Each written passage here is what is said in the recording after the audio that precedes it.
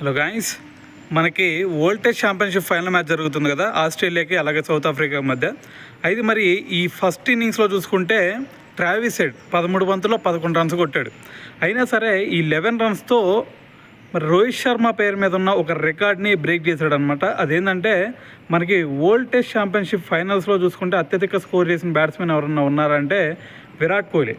So అతను ఇప్పటి వరకు చూసుకుంటే 11 ఇన్నింగ్స్లో 411 రన్స్ చేశాడు.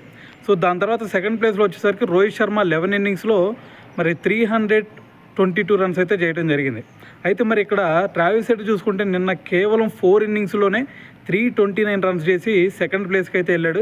సో మరి మొన్నటి వరకు రోహిత్ శర్మ ఆ సెకండ్ ప్లేస్లో ఉంటే మరి రోహిత్ శర్మని వెనక్కి నెట్టి ఇప్పుడు సెకండ్ ప్లేస్లోకి అయితే వెళ్ళాడు అనమాట.